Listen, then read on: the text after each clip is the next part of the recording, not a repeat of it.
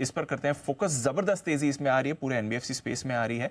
क्या है वजह इस एक्शन की? आइए वरुण थोड़ी और डिटेल्स के साथ है हमारे साथ। वरुण बताइए। तो डेफिनेटली दीप, आपको याद होगा कि नवंबर के महीने में इस कंपनी के ई कॉम और इंस्टा ईएमआई कार्ड जो है उसके ऊपर बैन लगाया गया था आरबीआई की तरफ से, और केवल 5-6 महीने के अंतर्गत में अगर आप देखेंगे अंतराल में, तो इस बैन को आरबीआई की तरफ से हटा दिया गया है। और इस कंपनी ने जिस तरह से वहाँ पे करेक्शंस किए, जिस तरह से वहाँ पे सुधार किया, उसके चलते आरबीआई ने ये जो बैन है उसको तत्काल प्रभाव से अब हटा दिया है। और ये कंपनी के लिए अपने आप में काफ़ी बड़ी अच्छी बात है, क्योंकि अगर आप देखेंगे तो ये ग्रोइंग कारोबार था और इसका इम्पैक्ट जो है कंपनी के ओवरऑल रेवेन्यूज और खासकर मुनाफे पे जो है Q4 में ही देखने मिला था। अगर आप Q4 में देखेंगे तो ई कॉम और इंस्टा ईएमआई कार्ड जो उस पर रोक लगी थी उसके चलते 8 लाख ग्राहक जो है और लोन्स जो है, और FY24 में करीब 12 लाख लोन्स जो है इस कंपनी ने कम बेचे थे केवल इसका इम्पैक्ट के चलते।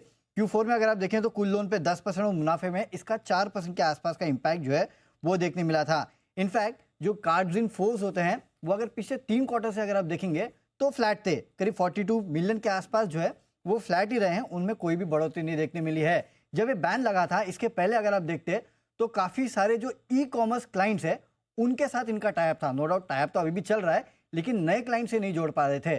फ्लिपकार्ट, स्नैपडील, ये तमाम वो बड़े ई कॉमर्स जाइंट्स थे जिनके साथ इनका टाइप था। और पिछले 10 साल में अगर आप देखेंगे तो ये कारोबार करीब 42 गुना जो है वो बढ़ा था, और उसमें इसका इंस्टा और ये जो ई कॉम कार्ड है उसका बड़ा रोल था।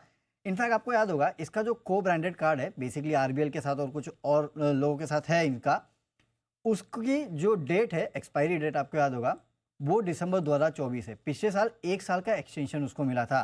तो अब बाजार में कुछ बातें ऐसी भी है कि शायद हो सकता है कि वहाँ पे भी आपको कोई पॉजिटिव डेवलपमेंट देखने मिले। तो लेट्स सी क्या होता है, लेकिन कहीं ना कहीं बाजार इसकी भी अटकलें लगा रहा है।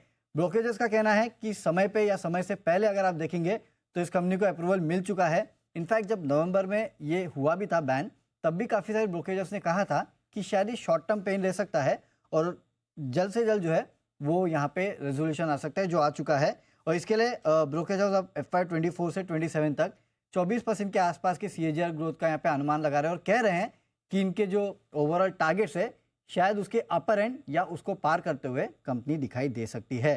तो एक अच्छी खबर कंपनी के लिए, और आगे की राह भी अच्छी हो रही है। इसके लिए आप देख रहे हो उसका इम्पैक्ट इस स्टॉक पे देखने मिल रहा है। ओके, और बजाज फाइनेंस आज ज़बरदस्त मोमेंटम में आपको दिख ही रहा है। बजाज फाइनेंस के साथ साथ ऑफकोर्स बजाज फिनसर्व पर भी आपको बढ़िया एक्शन आते हुए दिख रहा है। तो एक बड़ी रिलीफ की बात यहाँ पर इनके लिए आती हुई दिखी है, और स्टॉक में भी आपको एक्शन वैसा ही बन रहा है। बड़ा रिलीफ